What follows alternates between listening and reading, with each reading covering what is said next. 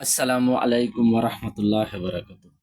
যে যেখানে আছেন আমার ভিডিওটা যে ভাইরা দেখেন, আমার প্রেমিক প্রেমিক ভাইরা, তাদের আন্তরিকতার শুভেচ্ছা ও অভিনন্দন। আমি আজকে একটা মারাত্মক আমল দিব। এই আমলটা যদি কেউ সঠিকভাবে করতে পারেন তা আপনি নিজেই কবিরাজ।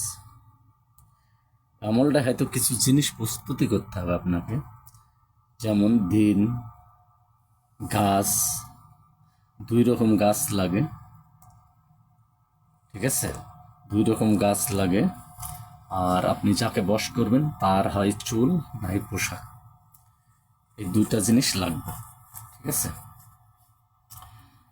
তামলটা আমি এখন বলতেছি, এখন শুরু করতেছি।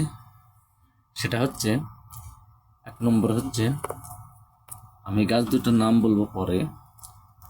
এই যে একটা গাছ, ঠিক আছে, আর এই একটা গাছ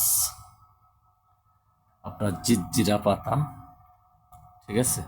আমি দুইটা গাছেরই নাম করে দেব। এই গাছ দুটা সংগ্রহ করবেন, ঠিক আছে? প্রত্যেক মাসের 1 তারিখে, যে কোনো মাসের 1 তারিখে গাছগুলো সংগ্রহ করবেন, ঠিক আছে? 1 তারিখে সংগ্রহ করার পর আপনি দুইটা গাছ তুলে আনবেন। এই গাছটা তুলবেন 1 তারিখে সন্ধ্যাবেলায়, যখন সূর্য ডুবে যাবে, ঠিক আছে? সূর্য ডুবে যাবে, ঠিক আছে?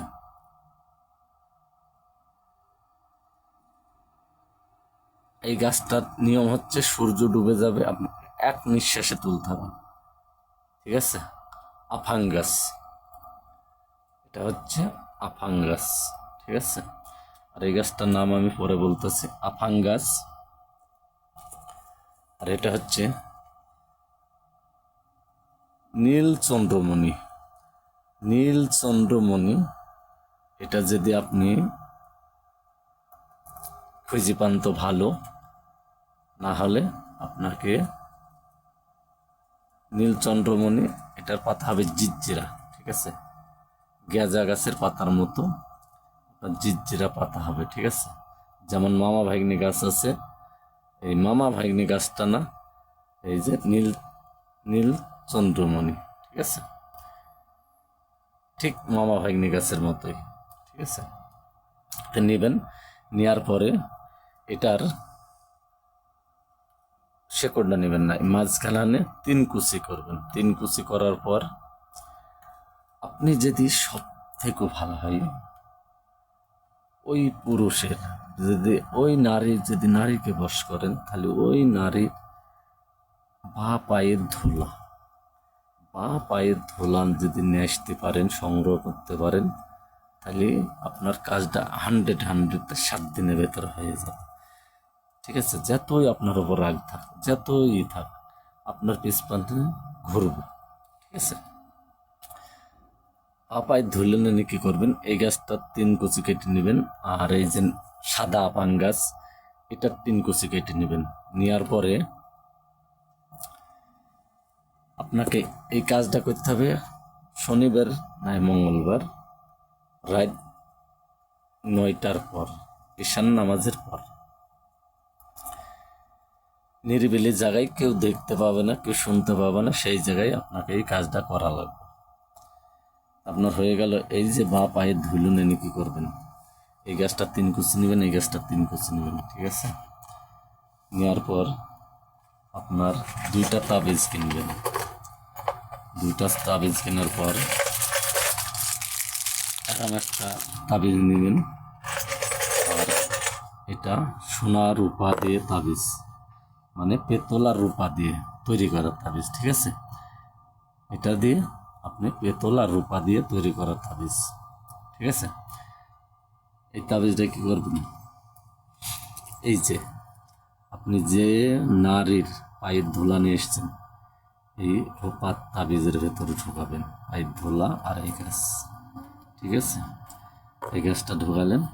এইবার এই আফাং গাছ কি করবেন, আপনার ওই নারীর একটা কাগজে লিখে নেবেন নাম, আমার তার মায়ের নাম নিয়ে আপনার এই আফাঙ্গাস আর এই যে একটা তাবিজ নেবেন, একটা স্যাম্পল তাবিজ হলে হবে।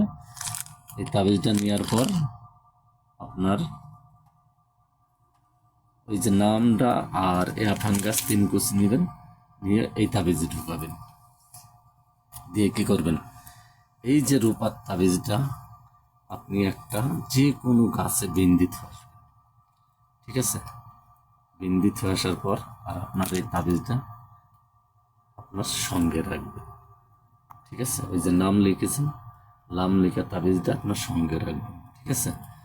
বিশেষ করে মনে রাখবেন যে রূপার তাবিজটা আপনার ওই যে মহিলার আপনি যে পায়ের ধুলেও না নিতে পারেন, পোশাক বা চুল এটা নিলেই আপনার বশ হয়ে যাবে, ঠিক আছে?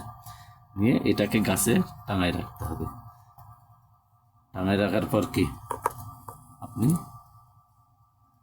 4-5 দিন 6 দিন বা 7 দিনের ভেতরে আপনার পেছনে সে ঘুরবো, ভালোবাসায় ছটফট ছটফট করবো, ঠিক আছে? আপনার যদি 1 ছেলের মা, 2 ছেলের মা, যদি 3 ছেলের মাও হয়, তাও সে ছটফট করতে বাধ্য। এমন একটা আমাদের পরীক্ষিত আমল। এই পরীক্ষিত আমল এটা আমরা হয়তো ইউটিউবে আপনি সারা ইউটিউব খুঁজলেও এমন একটা আমল পাবেন না, ঠিক আছে? এই পরীক্ষাটা করো। আর ভিডিওটা যদি ভালো লাগে অবশ্যই লাইক, শেয়ার, কমেন্টে জানাই দিবেন কিভাবে কেমন বসেন না আসবে। আপনারা যদি না পারেন, ঠিক আছে, তাহলে আমাদের হাতে যোগাযোগ করবেন, আমরা কাজটা করে দেব। আমি তফরপুর টিটু কবিরাজ। আসসালামু আলাইকুম ওয়া রাহমাতুল্লাহ।